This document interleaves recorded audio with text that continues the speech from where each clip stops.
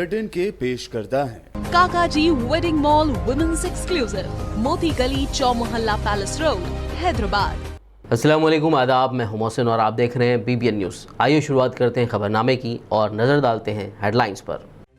केरला हवाई जहाज हादसे के महलूकीन को 10 लाख रुपए एक्सग्रेशिया का ऐलान। मलबे से डिजिटल फ्लीट डाटा रिकॉर्डर और कॉकपिट वॉइस रिकॉर्डर हुआ दस्तयाब।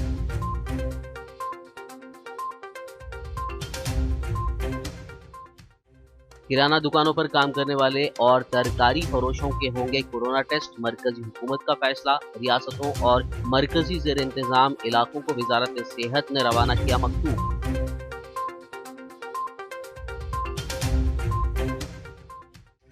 तेलंगाना हुकूमत ने गणेश की मूर्तियों के साइज पर कोई पाबंदी आयद नहीं की। वजीर श्रीनिवास यादव का गणेश उत्सव समिति और आला ओहदेदारों के साथ इजलास से खिताब।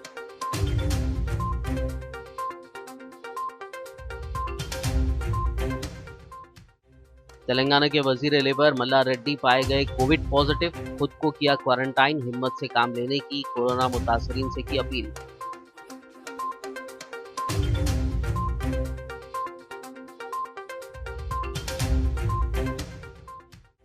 तेलंगाना कांग्रेस के सीनियर MP नंदी एल्लैया का हुआ देहांत। सियासी कायदीन ने किया दुख का इजहार।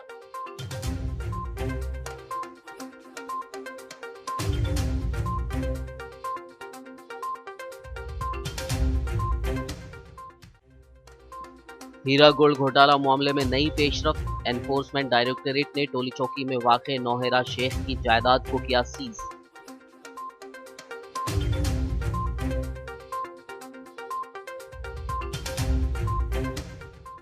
और अब खबरों की तफसील।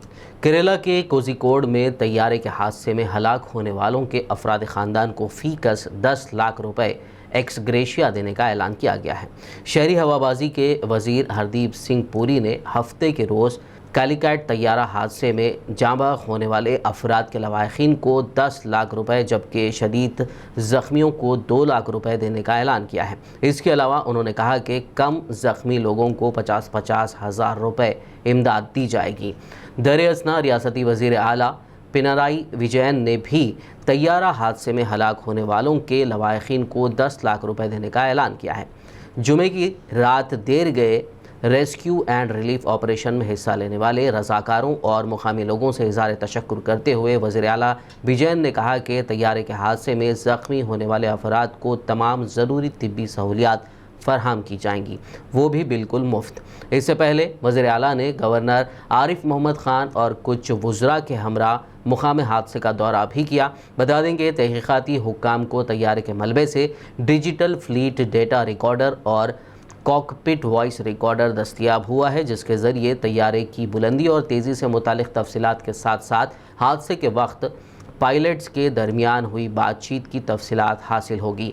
वाज़ेह हो कि केरला में पेश आने वाले एक बदतरीन प्लेन क्रैश में 2 पायलटों समेत 18 अफराद हलाक हो गए हैं।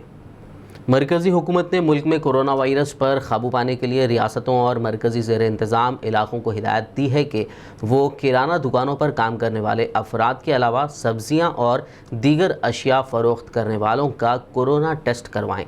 रियासतों और मरकज़ी ज़ेर इंतज़ाम इलाकों को वजारत सेहत के सेक्रेटरी राजेश भूषण की जानिब से रवाना करदा मकतूब में कहा गया है कि टेस्टिंग के अमल में तेज़ी के ज़रिए मर्ज़ का जल्द पता चलाना, मुतासरीन को अलग थलग करना, उन्हें तिब्बी मराकज़ में दाखिल करवाना और उनका मुनासिब इलाज करना शरह अमवात को कम करने के लिए सूदमंद साबित हो सकता है।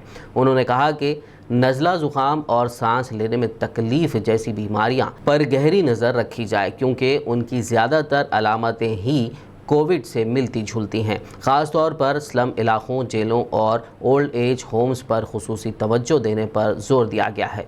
तेलंगाना के वज़ीर तलसानी श्रीनिवास यादव ने वाज़ेह किया कि तेलंगाना हुकूमत ने गणेश की मूर्तियों के साइज़ में किसी भी किस्म की कमी पर पाबंदी आयद नहीं की है। ताहम हुकूमत ने कोविड-19 वबा के पेश नज़र एहतियात से काम लिया है।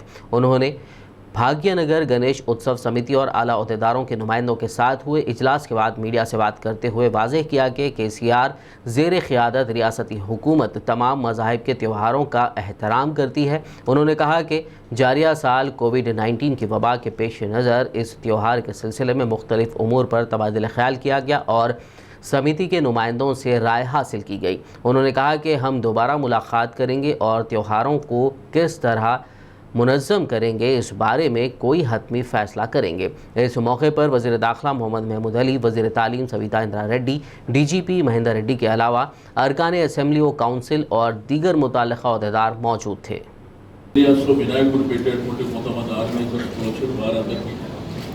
మిగిలిన డిపార్ట్మెంట్ల అధికారులకు అందరికీ మనస్ఫూర్తిగా నమస్కారాలు తెలియజేస్తూ ఈ నెల 22వ తేదీ నుండి మరి గణేష్ ఉత్సవాలు జరిగేటువంటి సందర్భంలో అనుకోకుండా ప్రపంచమంతా మనం అందరం చూస్తున్నాం ఈ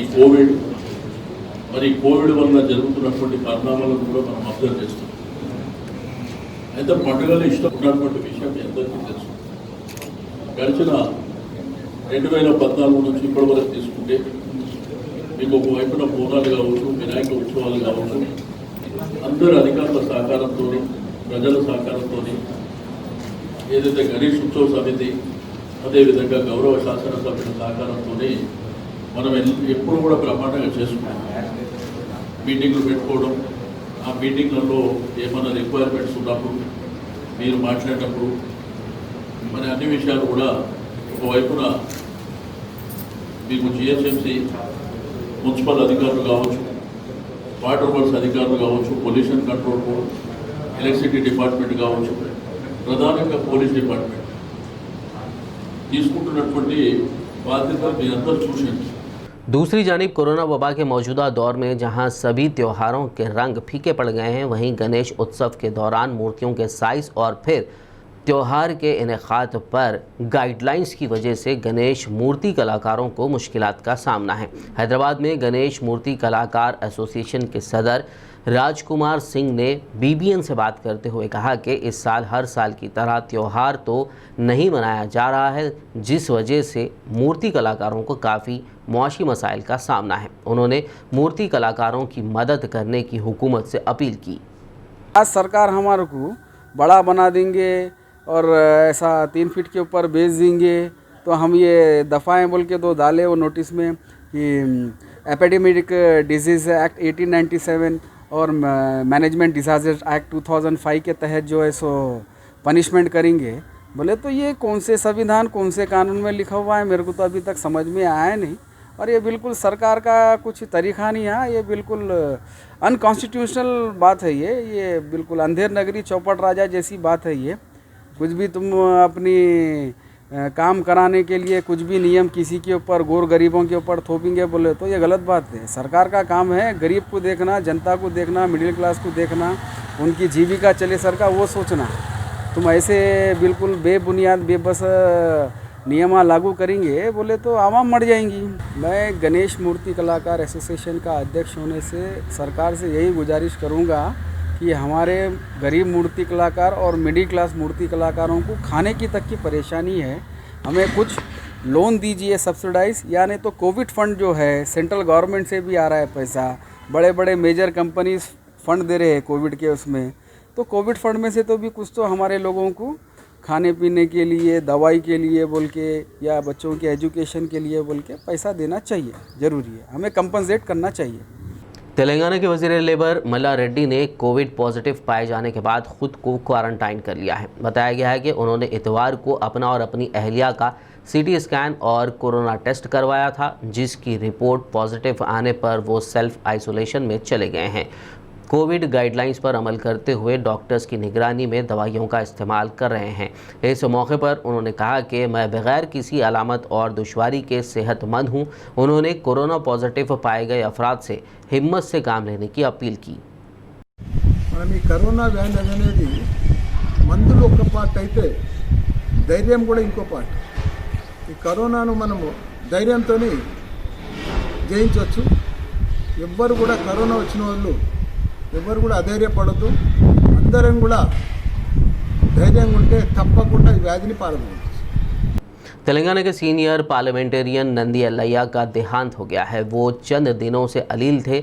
29 जुलाई को खराबी सेहत के बायस उन्हें निम्स हॉस्पिटल में शरीक कराया गया था, जहां उन्होंने आज सुबह आखिरी सांस ली। उनकी उम्र 78 साल थी। वो 5 मरतबा सिद्दीपेट लोकसभा, 1 मरतबा नागर कर्नूल से पार्लियामेंट के लिए कामयाब हुए थे।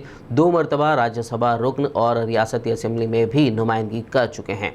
उनके देहांत पर सियासी कायदीन ने दुख का इजहार किया है। चारमीनार रुकन असेंबली मुमताज़ अहमद खान ने आज मक्का मस्जिद का दौरा करते हुए पानी के हौज़ के तामीरी कामों का मुआयना किया। हौज़ की तामीर में बरती जा रही लापरवाही पर रुकन असेंबली मुमताज़ अहमद खान ने कॉन्ट्रैक्टर पर बरहमी का इजहार करते हुए काम को रुकवा दिया। उन्होंने कहा कि मुताल्लिक़ा अहदेदारों और इंजीनियर से बात करते हुए काम को दोबारा शुरू कराया जाएगा। आज ये मक्का मस्जिद के अंदर मैं मकान का दौरा किया। जो हाउस का जो कंस्ट्रक्शन हो रहा, जब मुझे मालूम हुआ कि हाउस का कंस्ट्रक्शन देखना ज़रूरी है, जब मैं आके देखा तो मेरे को बड़ी हैरत हुई कि ये इंजीनियर डिज़ाइन दे के काम करा रहे हैं। इंजीनियर उसको भी शर्म आना चाहिए इस तरीके से काम कराने के लिए। जिस तरीके से मट्टी के ब्रिक्स के ज़रिए काम किया जा रहा, ये मट्टी के ब्रिक्स 2, 4, 5 साल में बिल्कुल मोम के वजह से पिघल जाते हैं। और हाउस की जो चौड़ाई है उसको काफ़ी 4-4 फीट दीवारें, ईंट की दीवारें लगाकर कम कर दिया जा रहा है। ये बिल्कुल गैर वाजबी काम है। ये ज़रूरी नहीं है। ये काम को रुकवाने के लिए बोले जो भी कंसर्न इंजीनियर है, अभी कंट्रैक्टर से बात किए, कंट्रैक्टर से बोले कि जो भी तुम्हारा कंसर्न इंजीनियर उसे बुलाइए, उससे डिस्कस करेंगे। इस बात से कि आजकल एडवांस टेक्नोलॉजी है, मुझे भी काफ़ी कंस्ट्रक्शन का तजुर्बा है। अगर साइड से 4 इंच की अगर कंक्रीट वाल अगर लगा देंगे तो 1 इंच पानी, 1 सिंगल ड्रॉप पानी भी कम नहीं होता उसके अंदर। वाटर प्रूफ केमिकल्स निकले, केमिकल्स मिला के लगाए तो अच्छा रहता, जिससे जिस तरीके से ये काम हो रहा है, जिसकी वजह से हाउस की खूबसूरती भी ख़त्म हो जा रही। तो मेरी यही जो भी कंसर्न डिपार्टमेंट है उनके लोगों से मेरी यही गुजारिश है। इंशाअल्लाह ताला मैं कंसर्न डिपार्टमेंट के लोगों से बात करूँगा। अभी गुत्तेदार को बुला के जो इंजीनियर है उसे भी बुलाइए कि काम जब तक रोकिए। ये काम बिल्कुल गलत तरीके से काम हो रहा है, जिसकी वजह से मस्जिद की भी खूबसूरती ख़राब हो रही, हाउस की भी खूबसूरती ख़राब हो रही। और हज़ारों लोग जब नमाज जुमा में ईदैन के वक़्त हज़ारों लोग आके यहाँ पर नमाज अदा करते, हाउस की विर्थ कम होने से पानी की मकदार भी कम होंगी। खबरनामे में फ़िलहाल लेंगे एक ब्रेक। मुलाकात होगी इस छोटे से ब्रेक के बाद।